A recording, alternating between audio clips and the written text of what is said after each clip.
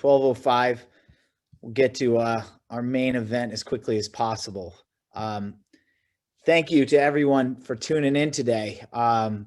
Welcome. My name is Andrew Robinson. I'm the 115th president of the Adcraft Club of Detroit. 115. Whew. We were founded back in 1905. We're actually the oldest nonprofit marketing association in the nation. So thank you to all of you as this is a members only event. Thank you for helping keeping us strong. We really appreciate it. None of this happens without you and the collective support of our Detroit marketing community. On behalf of our entire Adcraft board of directors, would love to thank you for your continued support. It means a lot, especially in the year that we're just coming out of. We really appreciate you guys tuning in and continuing to support Adcraft. On to the main event here, our GM webinar series. We kicked off our GM webinar series last week with Melissa Grady, and we're so excited to hear from Laura Thornton today. We'll take a few weeks off for Easter and spring break. Hopefully you're all going to enjoy a little time off. Everyone needs it. And then we'll come back and complete the series with Megan Stuke on April 13th. And Deborah Wall on April 20th. Registration is now open for both of these sessions, so sign up today. Those are two awesome ones. But just a reminder, if you've already registered for the all speaker bundle, the $60 package, there's nothing more that you need to do for registration. We'll automatically send you the Zoom link the Monday before each webinar. If you haven't signed up, go on to adcraft.org today and sign up. A few thank yous are in order. First, I'd like to thank the Adcraft board members, Robbie Hucka and Janelle Tischer, for making this event possible. They put it all together, so thank you, you two. And a big thanks to our premier sponsors, McCann Detroit, MRM, Commonwealth McCann, and Weber Shandwick. We appreciate the support. Mr. Cruz, thank you so much. And for the support of our entire GM webinar series, and to Campbell Ewald for sponsoring today's event. Can't wait to hear from you guys. So today's fireside chat will be moderated by Kari Shimmel, Chief Strategy Officer, and Colin Padden, Director of Account Services at Campbell Ewald. A quick fun fact, Henry Ewald is one of the founders of Adcraft. So what a nice synergy we have today here. And without further ado, I'd like to introduce today's featured speaker, Laura Thornton. Laura was appointed Director of Marketing, Global Connected Services in February of 2020. In this role, she focuses on delivering growth in GM's subscription franchise through the OnStar and Connected Service product lines. Under Laura's leadership, her team develops and delivers cross-journey marketing strategies aimed at innovation in brand, one-to-one, and digital marketing experiences. She has supported the GCS subscription business in various roles at GM, leveraging her passion for marketing innovation to contribute towards a significant turnaround in business performance, customer engagement, and one-to-one technology enhancements. Before joining GM, Laura grew her career at Campbell Ewald, another full circle here, serving in strategic account leadership roles. She began her love for the automotive industry early on, supporting the Chevy and Dodge brands. So please help me give a warm Adcraft welcome to Laura, Kari, and Colin. Thanks so much, guys. The floor is all yours. Take it away.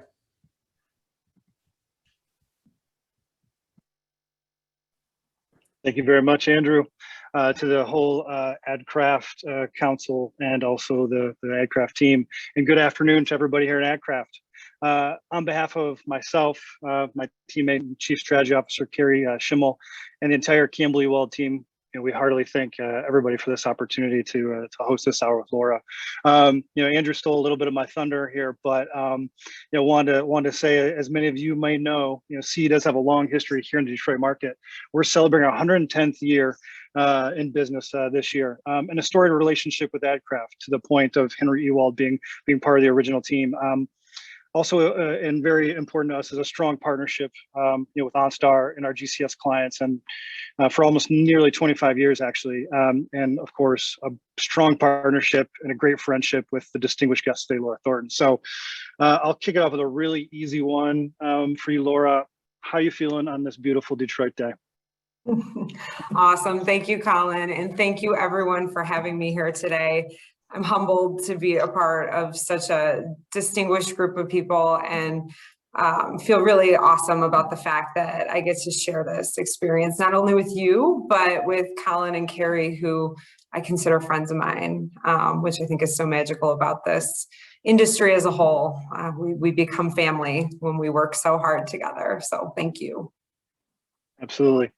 Excellent. So before we get started, I thought I'd run down a little bit about how this next 40 minutes are going to go. So Kari and I are going to ask Laura a series of questions based on her experience, her expertise, and around the innovative products and technologies that her and her team take to market with ourselves and our partners at Kara, Dentsu Aegis. We do have an interactive element that we're going to try out. Can't say how successful it'll be. Just kidding. It's been great. We tried it out in practice. But we're also going to be looking to the Q&A frequently throughout the chat. So please keep those questions coming in. If we don't get to it, because the content is so awesome, we're definitely going to leave some time at the end to do so. So before we dig into a little bit more in depth in terms of your background, Laura, why don't you and I shake it up a little bit up front here and do some quick fire questions. Again, Andrew might have taken one or two of them, but again, we're just going to kind of get things going. And there's a little bit of a rule to this, or at least we're going to say there is. One sentence answers, and if it's less than one sentence, that's fine. Does that sound good? Sure. All right, and you're the client, so if you go over one, if you go over one sentence answers, that's fine. We're gonna let you roll with it. So, all right, here we go. Again, Andrew covered it, but just from your own mouth, what is your role at General Motors? Sure, and I love rules because I know what guidelines I can play in and what I can break. So, thank you for the setup, but I will break a few rules here as usual. I'm the Director of Marketing for GM's Global Connected Services business unit. Amazing. What or who is inspiring you personally? My kids, the resiliency, growth, ability to thrive in this past year has been so awesome to see. Yeah, it's awesome. And how about professionally? This is going to sound, it is what it is. The GM leadership team. And I say this because there's this incredible mix of both established and new leaders who are kind of coming together and proving that the industry, how we respond to situations like what we've been in the past year and what we do going forward is something we can change and something we can drive. And watching this team, being around them, so challenging, but so inspiring at the same time. And they're really what's driving me forward. That's awesome. And I'd say as an agency partner, and not to sound like that either, I'd say we all find inspiration in that too, from how the company has shifted on a dime, during the start of the pandemic to really kind of, be the wheels of us coming back to, obviously what you're doing in terms of inspiring us all culturally and the way forward with EVs and obviously the really awesome, innovative products that we work with. So anyway, that's absolutely a shared inspiration. So to your point, we've all had to kind of be resilient in our own ways in the last 12 months and and probably for the next several to come. With that, and I know it's kind of going on in the background in some of our homes with construction and kids and all that good stuff. But what's a positive work from home environment for you? Oh, a couple. I somehow became a morning person. So my Peloton and a daily workout routine have gotten me through this, I think, both physically and mentally. The work mullet, business on top and stretchy on the bottom. Cooking, family time has taken on a new meaning.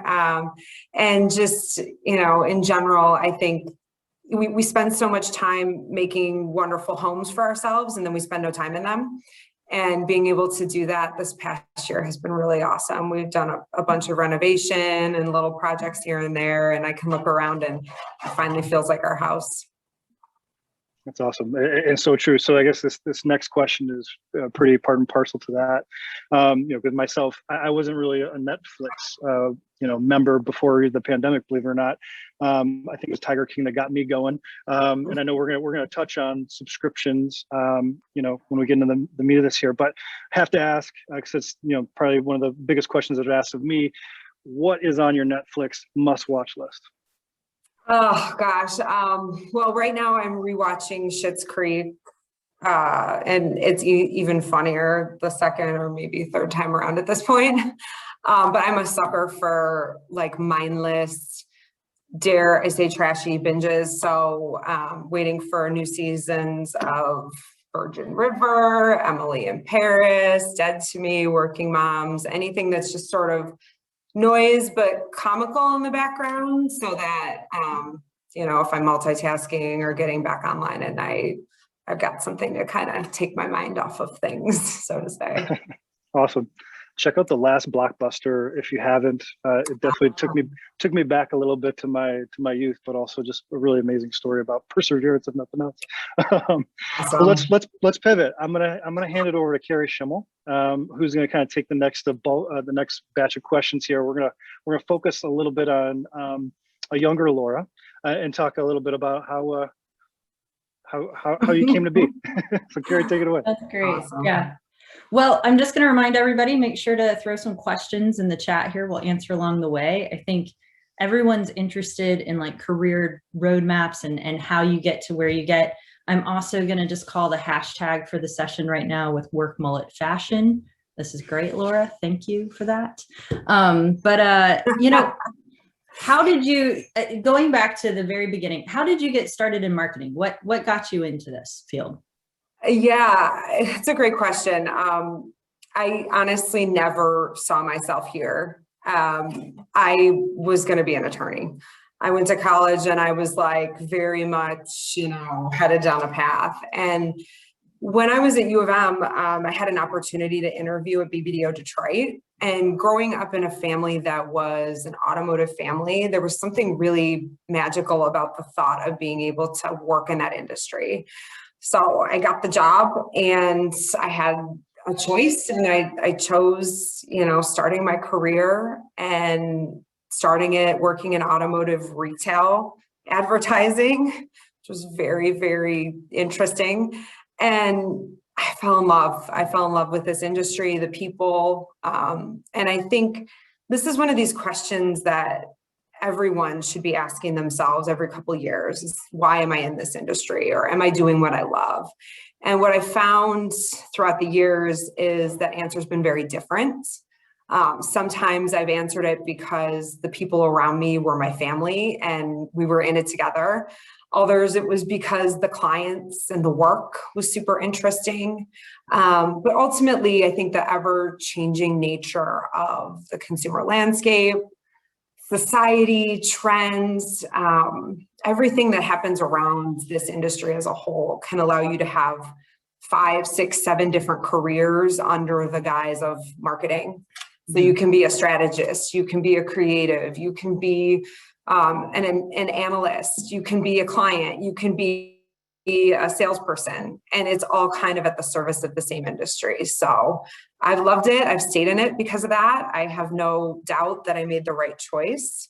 I do really love conversations with my legal staff, which is strange, but maybe in 5 years I'll have a different answer. I don't know, but that's sort of my story. Well, I think everybody can relate to the fact, if you're in this business, no 2 days are the same ever. Mm-hmm. I think 2020 and even the beginning of 2021 is completely changing the face of what we think about marketing. It was kind of a masterclass in 5 minutes of like accelerating consumer behavior. You mentioned though that like there's a lot of pivotal moments and parts. Is there one specific event that you can recall back in your career that you're like, wow, this had an impact maybe on your role today, something specific? Yeah, that's a great question. I think I feel fortunate. I feel fortunate for the experiences and the wins. And I think a lot of times you can focus on the wins as those defining moments. So whether it's a new piece of business or achieving the business results that you wanted to, or getting through the meeting, right? That awesome meeting. But there was a moment that I think, and there's probably a few of us maybe out there today who feel the same way, that, really defined, I think, my perspective here. And it came from a loss. And it was back in 2009, working at Campbell Ewald and being a part of the team who at the time, we were family. And we lost the Chevy business. After 90 years, we lost it.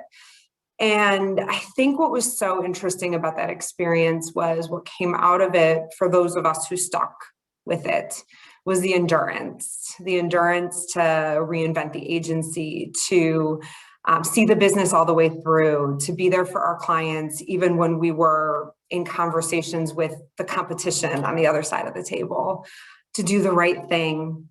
And those kind of learning moments and that experience, I think, really taught me that endurance in this industry is important. You don't win or lose overnight. It's not about one experience. It's about the long haul of it. And it was, at the time, very emotional, watching your family leave and leave for new jobs and opportunities. But it's really stuck with me. And I think 10 years later, there are lessons that I learned there that I'm so grateful for. That's awesome. I think, when it comes to resilience, I think that is somewhat the industry as a whole, but especially learning the evolution of it. And I think, to your point, that's part of the evolution of being able to work side by side and then sometimes clients at the same time. I have a question from Erin that I'd love for you to answer. She asked, what part of your experience at an ad agency helped prepare you for your role as a client and then a director at GM specifically? Interesting. Great question, Erin. So there's this role that, if you can master it on the agency side, helps you make that transition, which is you got to stop thinking of yourself as the agency and start thinking of yourself as a part of the client team.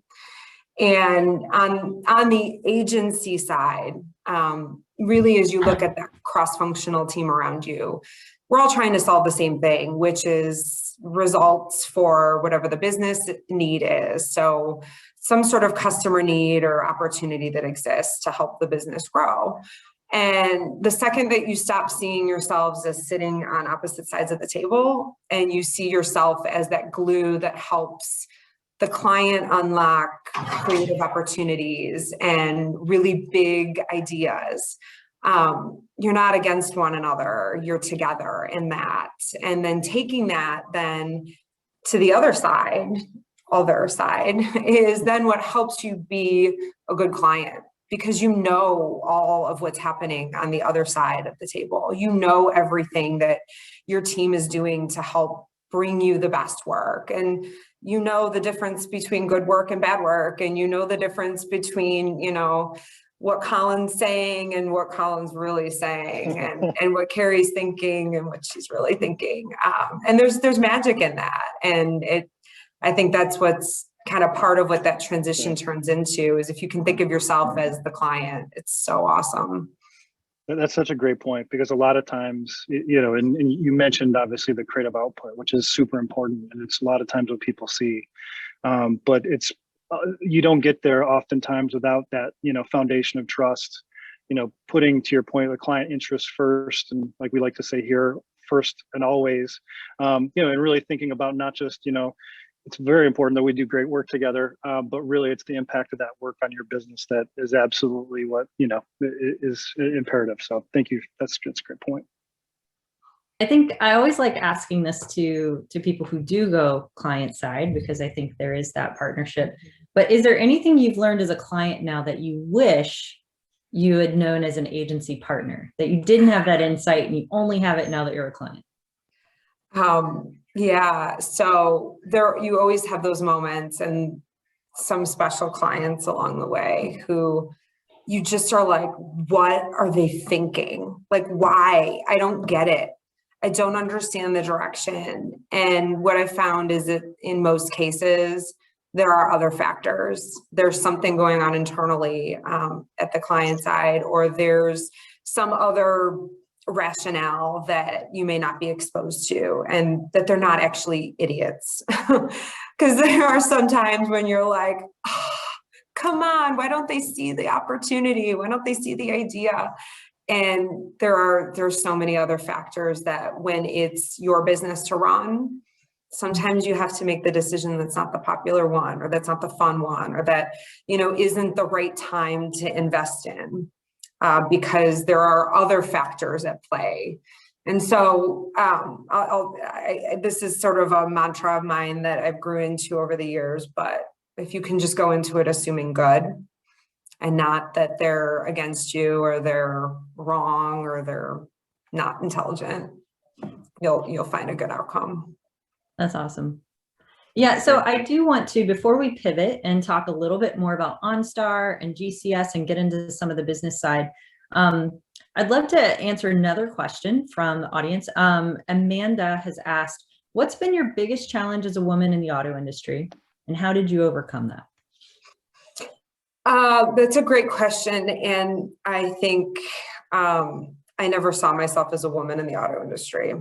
I just saw myself as someone who wanted to work hard and do the right thing. And, you know, I personally never let my own gender identity play a role, at least the way that I think back on it. I just show up and I'm myself, and I can name countless times where I've been the only woman in the room.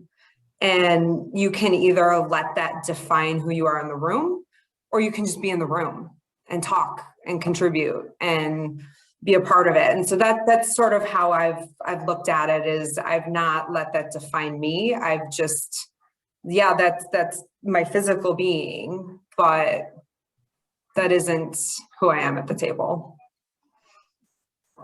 I hope that answers the question. Yeah, I think so. I mean, it's not that easy, but that's how I approached it.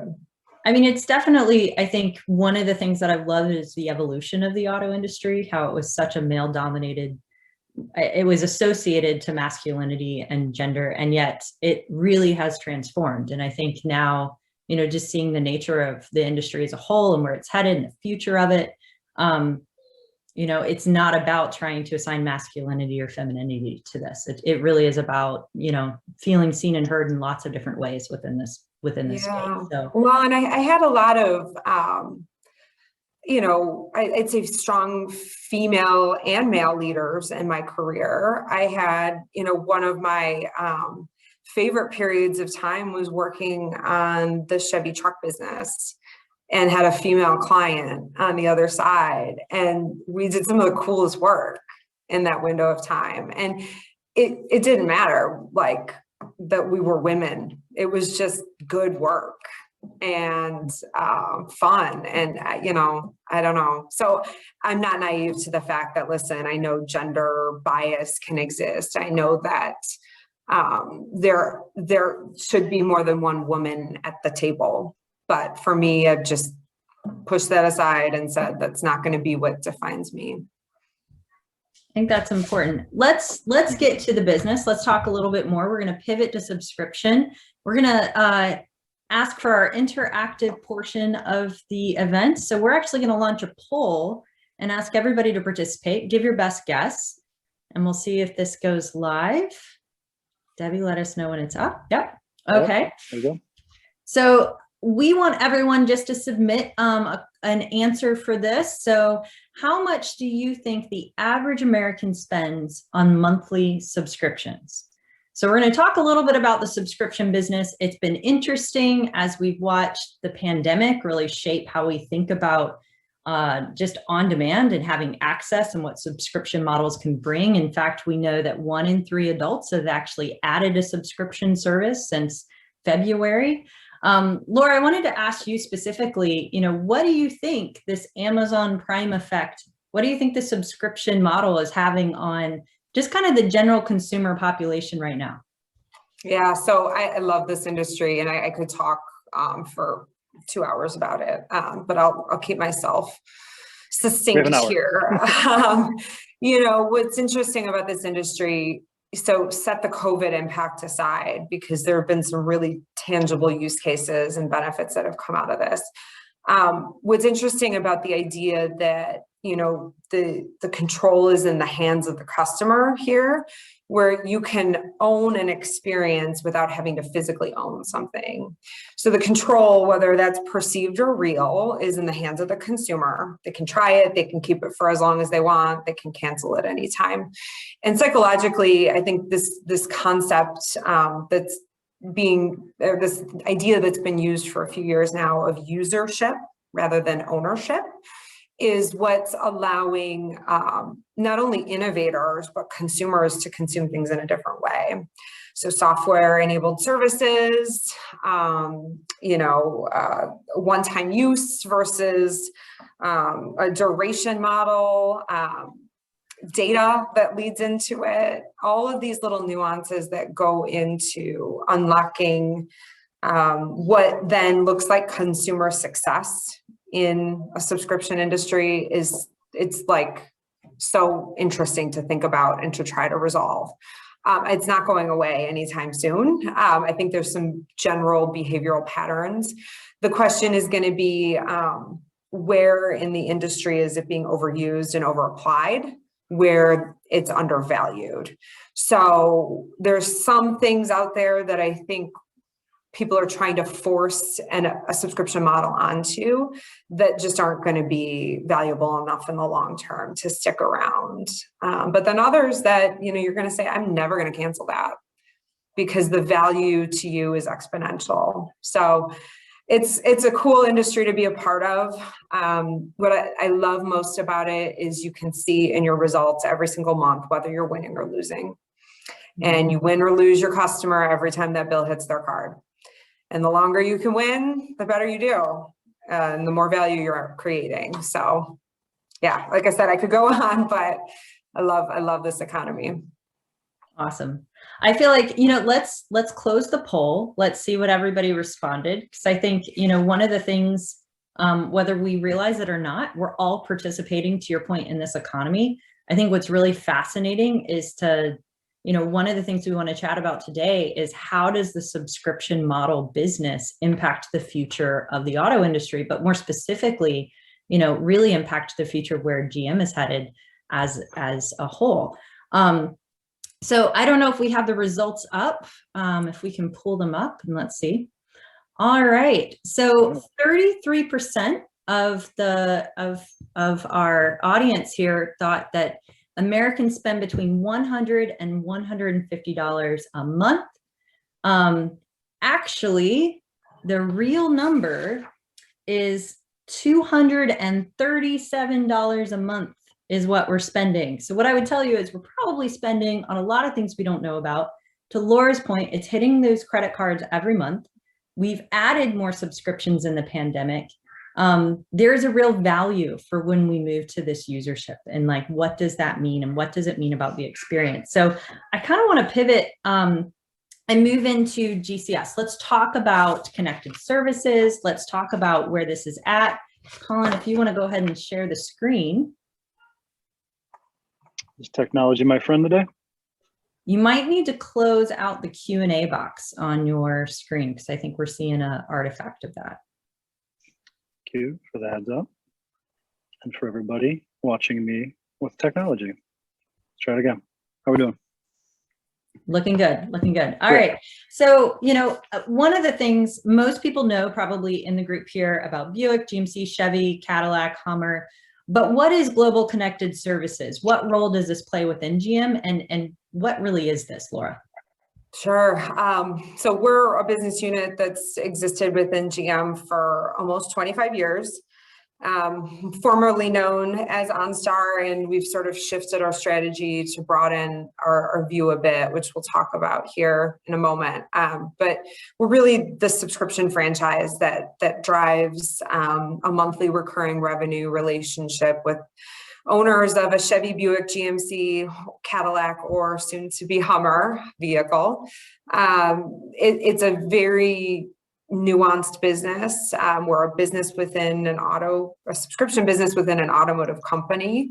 And thinking back to where we started as these big Zach Morris brick phones within Cadillac vehicles, moving to software-enabled services is really the turning point that we're at right now. And ultimately, what we're driven by is this motivation that we truly believe we can create a more protected and more connected world for our customers, which we'll talk about here with our products.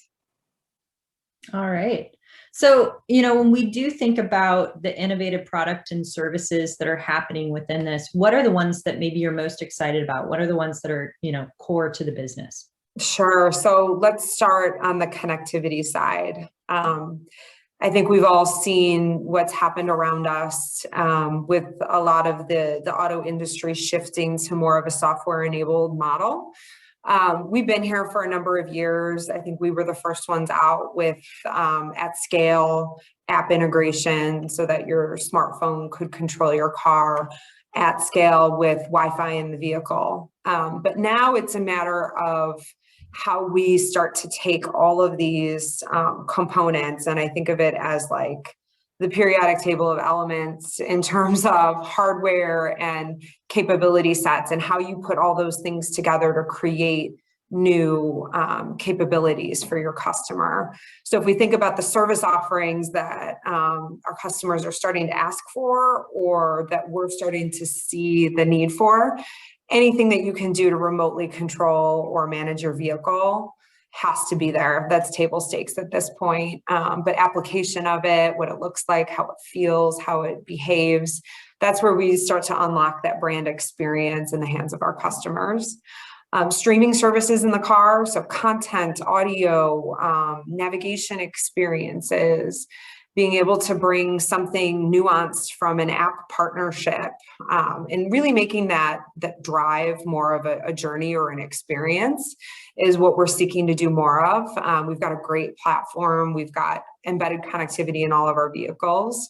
But that's a facet that we'll be building off of quite significantly in the next few years. And then as you think about really then what's next, and this idea that we can make our vehicles, make GM vehicles better over time, things like subscription-based hands-free driving. So think Super Cruise as a service. You can turn it on and off and pay for it monthly, as opposed to paying a massive upfront cost to keep it for however long you might have the car for, or over-the-air upgrades. So things that are going to be able to then take this, what was static vehicle, and push an update to it so that it's better. This is the vision that we have. This is what's driving some very interesting new marketing techniques for us. And I think it's going to unlock a lot of future potential. I have to ask, just jump in real quick with a question, a personal use question. Do you have a favorite? Obviously from a streaming service for you or the family, or knowing that hands-free driving is upon us, do you have a favorite personally? Yeah, so there's this app that we've brought to our customers. It's actually not embedded in the car, but you can use it on your brought-in device, the Warner Media Ride app. So because our vehicles are connected through AT&T's Wi-Fi connection, anyone who's paying for Wi-Fi in their car can download the Warner Media Ride app, and the content in there is awesome, and my kids love it. So it's a nice value add that's sort of different and outside of the normal like Netflix or Disney Plus watch list. It adds another variable to it. And I'll say this: the Wi-Fi and the content in the car, it kind of started out when we were discussing it years ago as like, we don't want this to be this thing that's just like you get in the car and you shut your kids up. But the reality is, like, they're consumers too, and their time in the vehicle is different than it used to be. So having a content system that supports the fact that they're consumers too, and they've got demands, is, I think, a differentiator that not only us, but I think others in the industry are trying to crack. And it sounds like to me, one of the cool pieces about this, and one of the things we know about subscriptions is one of the things people stay in that subscription is access, the new to me experiences and what can happen. And I know that's a critical part of how we think about connected services. I think there's also an opportunity for us to like lean into, let's talk about OnStar and maybe where the brand's been, where it's headed, and dig into that a little bit more. Yes, please. All right. So let's start with, you know, OnStar today, OnStar, like what we have known it for. And also, can you help us understand the relationship of OnStar and Connected Services? I think that's probably a question for a lot of people. We just talked about a lot of services and features. What's the role of OnStar within that?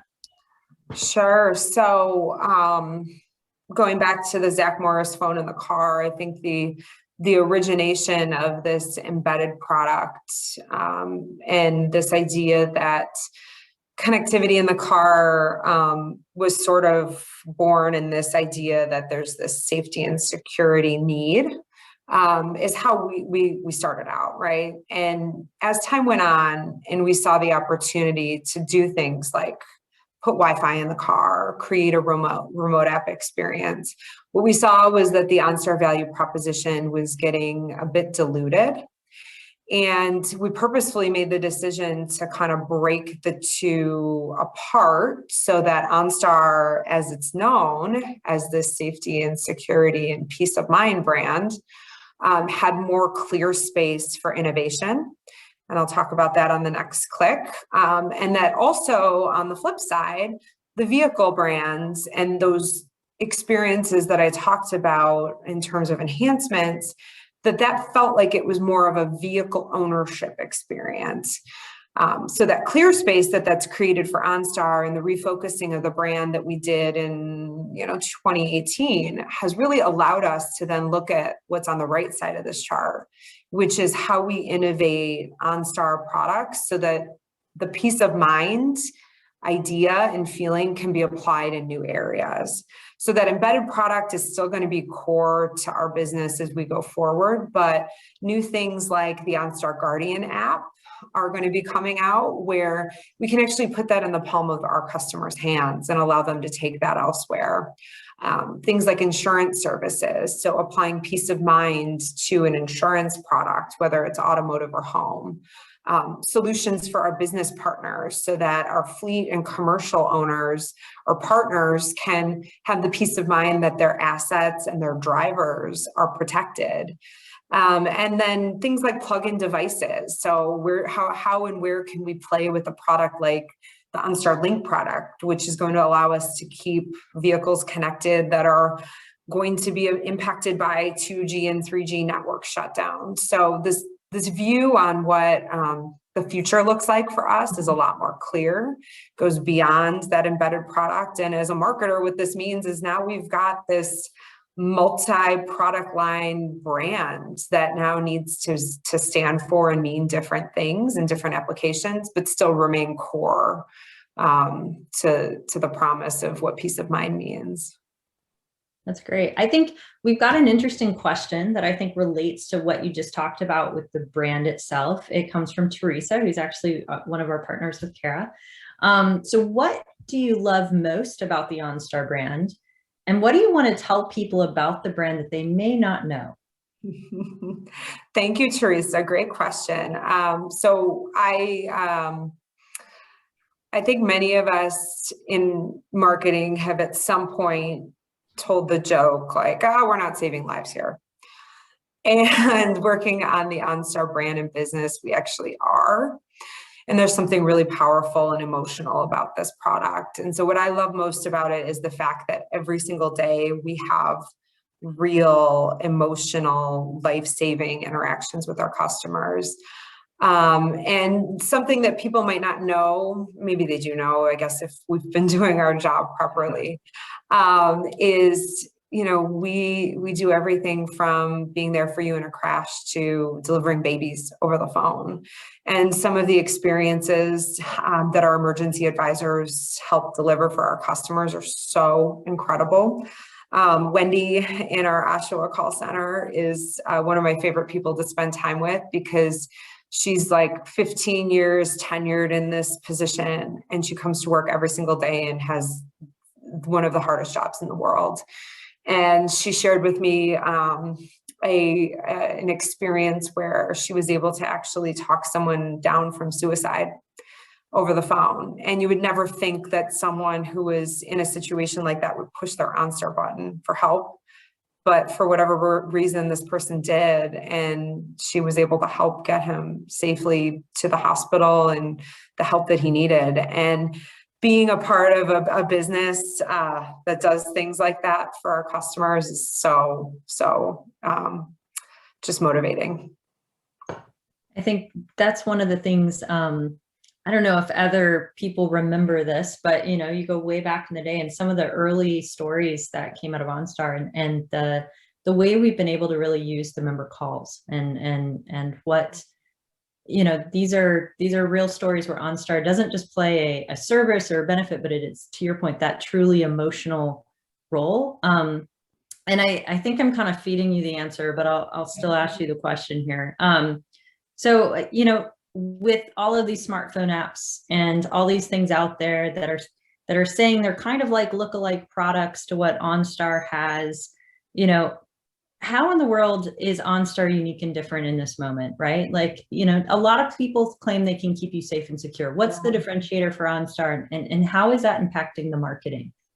Right. So we truly believe the line that's on screen here, this idea that we want people to be safe out there.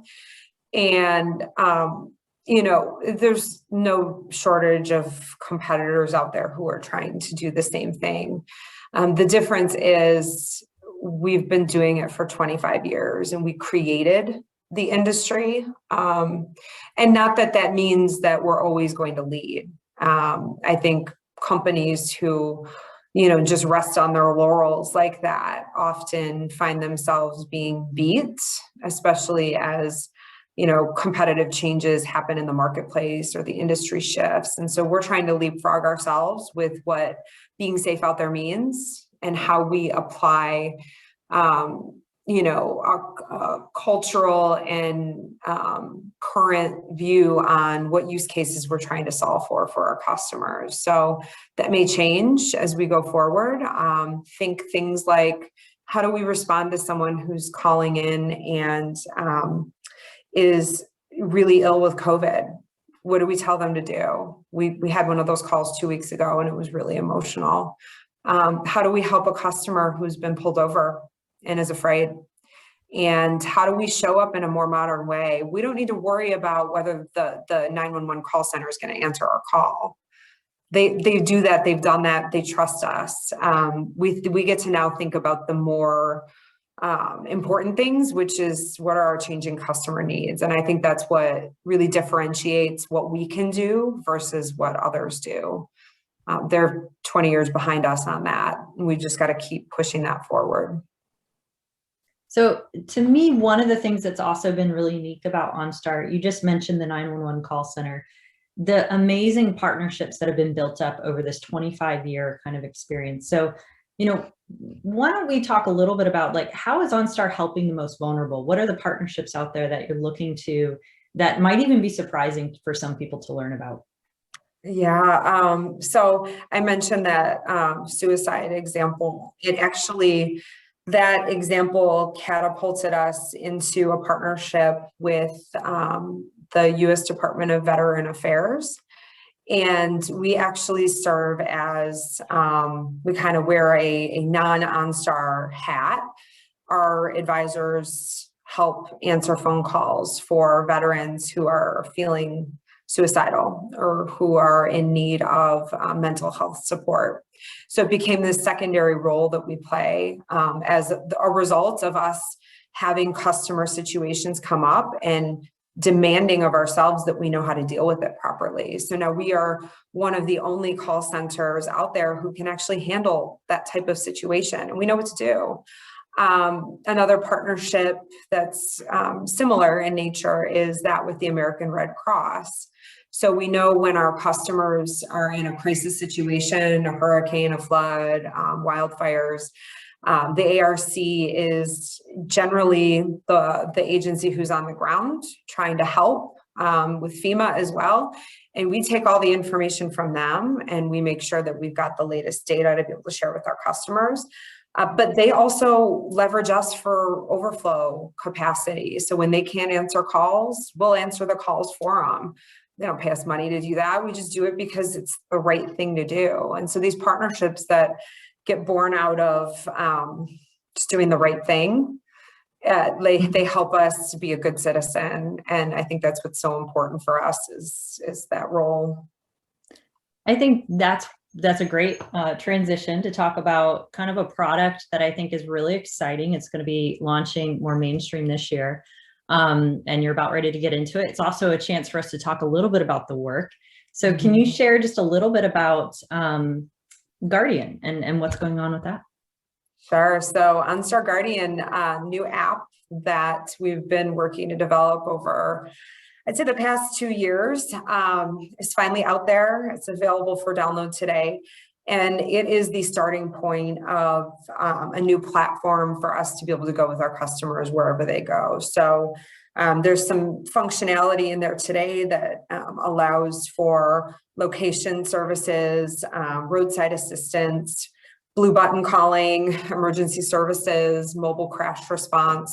But this is just the starting point for us. It is really going to open a door for us to do things like home response. So integration into your home devices so that you can call for help, motorcycles, pets, health, wearables, all of these other categories that are going to rely on the OnStar Guardian platform to then show up in different places for our customers. And as I mentioned, that seriousness that we feel about being able to solve for use cases, you can imagine the use cases that come out of having a product like this. You know, things like, someone who just needs to talk to someone while they're walking somewhere, or being able to discern the difference between someone who drops their cell phone and a vehicular crash. The things that we do to make sure that we're keeping our product at the high standards that it's at are really important. And then how that comes to life in the work is even more important. So I'd love to be able to share the latest. This is about to debut here soon. And I don't want to steal Kari or Colin's thunder, but the Campbell Ewald team has done a really phenomenal job with, figuring out how to take this product and apply it in a modern way. And this is just one example here called Slam. Well, the thunder is ours to share and look forward to creating many more. They're here. Home by 9:30? 10. Okay, don't be late. No! Hurry up, come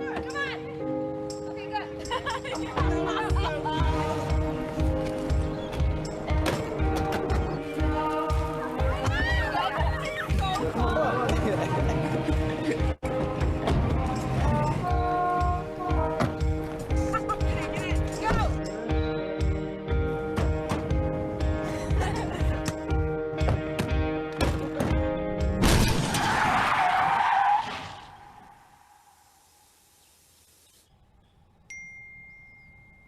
This is Nick from OnStar.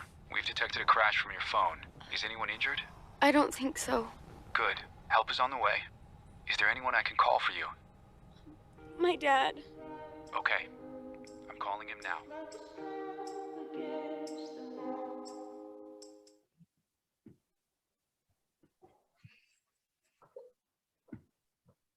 All right. So I still get teared up every time, and I've seen it about 150 times at this point. I think I think the spot actually helped to answer one of the questions, which was, is Guardian available for competitive owner customers? I think you all saw absolutely it is, because lots and lots of vehicles getting in and out of. I think that's one of the things as a parent. We know that this product just it holds such a moment of safety for us and helping to be that one other step that we can always make sure our kids are secure in the car, or at least know there's a safety piece for that. So one other thing I just wanted to ask before we pivot back to kind of leadership and talk a little bit about that and to close things out.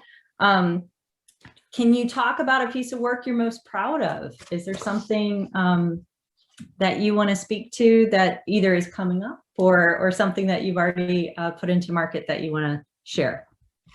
Yeah, so there's a piece that's coming later this year that I think is going to take this one and put it to shame in a way. No, but there's some great work ahead of us. I think, I was reflecting on this as I was talking to a few of my team members a few weeks ago, and I think the braver and bolder you can be, the better in many ways.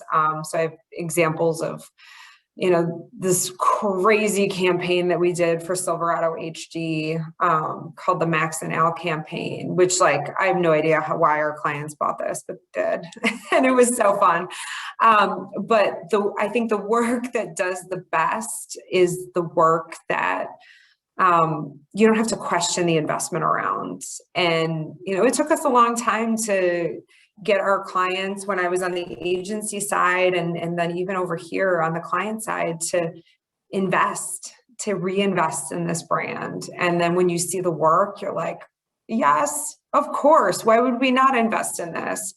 And that relationship and that proof between brand health and profitability, it's there. And I think that's the work that I'm most proud of, is work like this, where I can say, yes, it's building this beautiful brand, but it's also reinforcing that subscription value so that when people see that bill, they're not calling to cancel. I think so. Inside the agency, we're referring to a lot of that work as work has to be both smart and brave. And it's most successful. It builds the business when you can do both of those things together and really combine that. I know we only have 5 minutes left. This has been so much fun, and time has flown by for us here. Look for our outro, maybe.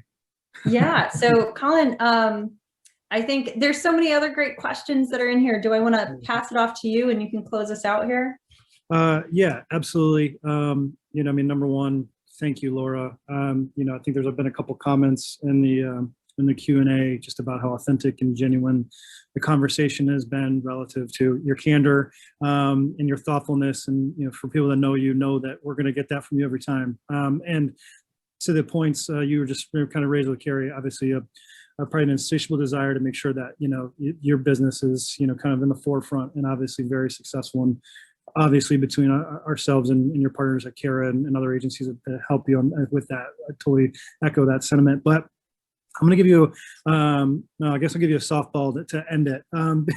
But there are some questions that, we'll talk about as we break up here in terms of circling back to some of you, because there's some really good ones. Again, a little bit of softball to close us out. We're just in the spring. There's, some hope on the horizon in many aspects. What is the thing that you are most excited about? And it can be a two-pronged answer. It can be personal and professional, or if it's the same thing, then that's great. But just really get a keen sense for what you're looking for down the path. Yeah, so two things, and they're both going to happen right around the same time. One is we've got some pretty big campaign work coming in the May-June timeframe. Also about the same time that the seeds that I just planted in my basement and are under a light are going to be able to move out to my garden. And one of the other benefits of being home, working from home, has been being able to kind of find a passion and a hobby in gardening. So two things, same time frame. Very good. Mm-hmm. That's a perfect answer. And I think with that, I will turn it over to our president for closing remarks.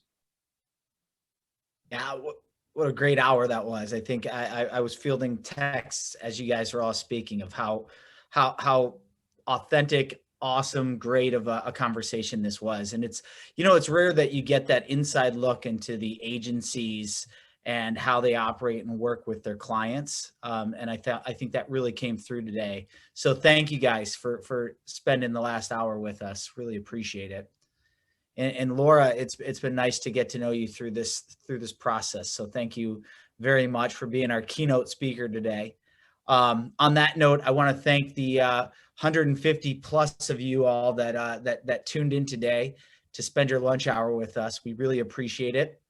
We're halfway through our GM speaker series. We have Megan Stuke coming up, and and then someone named Deborah Wall. I've got to Google her and figure out exactly what she does over there, but you don't want to miss those two, I assure you. So go to adcraft.org, sign up if you haven't, become a member. We've got a lot of other things coming this summer. So Colin, Kari, Laura, thanks again, and hopefully we'll see you at our next and upcoming Adcraft events. Absolutely. Absolutely. Thank you Thanks so for having much. us. Thanks, guys. Have a good rest of the week. Take care. Bye. Be safe out there. Bye.